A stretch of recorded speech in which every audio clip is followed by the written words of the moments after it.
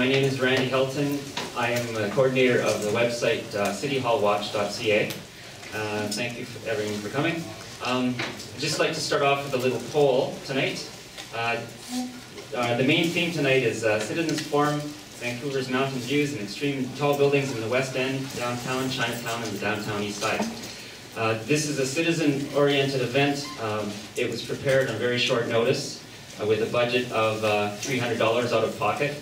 And I think that we should just come here and relax.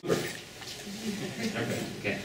And in our community, do we have, or in the group here tonight, do we have some professional planners? Some. Nice. Do we have any developers here tonight? Do you? Okay, thanks for coming. And let's see, are there people from citizens groups, representing citizens groups? Okay. And let's see, any other special groups? Academia, any academics? And I represent Art Naps, the Urban Garden. Okay. They have some gardens at the top of the 100-story towers, maybe. Yeah. We'll need a nursery down there. Yes. Yeah, we need some downtown. I think we're going to lose the nursery. So I actually was so busy today working. Oh, the politicians. Politicians, I'm sorry. Yes. We have Councillor Anton, and I understand Councillor Mix is coming, but he's not here yet. Do we have city staff here as well? Okay, oh, and Brent Todderin, Director of Planning. Thank you for coming tonight. Yeah. Well, thank you for coming. We've got quite an interesting group.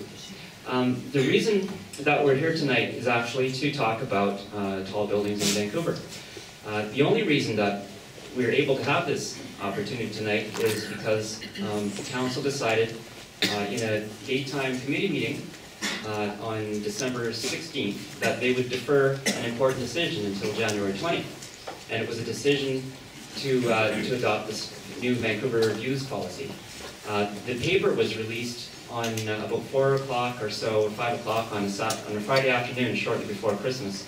And the decision was to be made on 2 days before the Christmas break.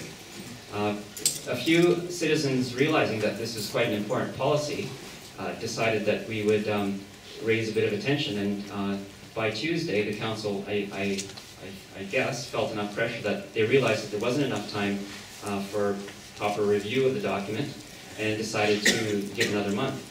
And it so happens that on January 20th, there's also another very important policy, which is the Heritage Area, what's it called? Height Review, I believe it's called, which I understand will also allow some taller buildings up in Chinatown. So I am in no way an expert in civic affairs and politics or urban planning. I'm just an ordinary citizen that started getting involved in this about a year ago. I actually lived in Tokyo for 11 years, and I felt a few earthquakes. And I must confess that I actually like tall buildings. I like to go up tall buildings, and I like to look at them. And I just, when I came back to Canada after 11 years, I was quite surprised to see a lot of homeless people in the city. It had changed while I'd been away. I also noticed a lot more gates, and people were putting clubs on their steering wheels in their cars, and I realized that Vancouver had changed a bit. Also, while I was in Japan, I spent all my time, I worked originally with a strategic consulting company, business consulting, and I quit after a year because it was just before the Earth Summit in 1992. And I decided I didn't want to spend the rest of my life selling products. I felt that there's enough people doing that. And I realized that I needed to start focusing on something that to me was very important, which was good quality of life on Earth for all humans and all creatures. I was actually at Kyoto, in Kyoto in 1997 when the Kyoto Protocol was negotiated for the climate, under the UN Framework Convention on Climate Change. 10,000 people were locked into this international convention hall for about 10 days. And I saw, it was just a frenzy of activity with the media. 10,000 people were locked into this international convention. It was quite an experience. I could see lobbyists, there were environmental groups, people young and old, and dealing with one of the most critical issues of our whole civilization. Some people don't believe it's happening, but we have to, I think, be a little bit careful. If the predictions are true, it could actually mean catastrophe for civilization. So after a few years, after Kyoto, I decided, I was talking to a elderly environmental and social activist in Japan.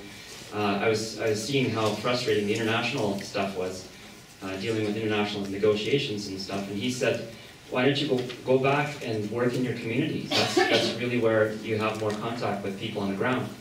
And so for the last 10, 11 years, I've been in Vancouver just doing stuff, working with emergency preparedness and food security and things like that. Self-employed as a translator. But I suddenly was jolted awake about just over a year and a half ago when a yellow rezoning sign showed up just around the corner. And I could go on for quite a while talking about the things that have happened in the year since then. And I just realized that there's a lot of problems in the decision-making system here. Just if you look at the context, the reality is we're talking about hundreds of billions of dollars of investments. There are international speculators, and there's a lot of money involved. We're also talking about decisions that will affect human lives, depending on how the city is designed, if it's safe.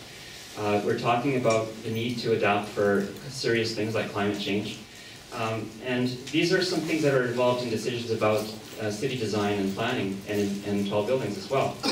So the one thing here's some Japanese characters. It's very similar to Chinese characters. But this means if you warm up the past, you will know the future. And so know the past, you'll see the future. And I discovered this book someone showed to me called Vancouver Limited, written in 1975. And it's all about the struggles between the developers and the neighborhoods and the city in that time, about 75. And it was kind of interesting. There's a book right now. John lives in Burnaby if you want to talk to him. Is that right? Okay. I'll give you some. Yeah, we'll have to talk. The amazing thing was I got this book after being involved in these issues for several months. And I started reading the page without actually checking the date of the book, and it actually felt like it had been written just recently. The same kind of dynamics happen, it seems to me. Oops. And my theory is that for society to function, you need to have good balance between all the players. Developers need to make a profit, investors need to make a profit. Otherwise, you can't have, if you're talking about development, you need roads and you need buildings and stuff. Everything has to make sense. There's consultants, there's staff in the city, and there's the politicians that we elect. There should be some kind of a harmony between them all. But what I'm finding is something like this. And this was confirmed even last week when in an interview on CKNW, right after me, the former director of planning in the city of Vancouver answered a question that the radio host asked. He said that Mr. Helton says that all these deals are kind of backroomish.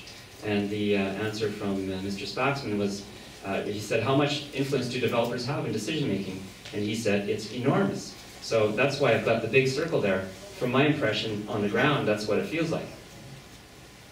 I think that we're here tonight to talk about this policy on tall buildings, but really, as our society in Vancouver, we need to look at the whole system of how things are going on right now. This I didn't have time to take a proper picture, but when we're talking about tall buildings, we have to think about earthquakes.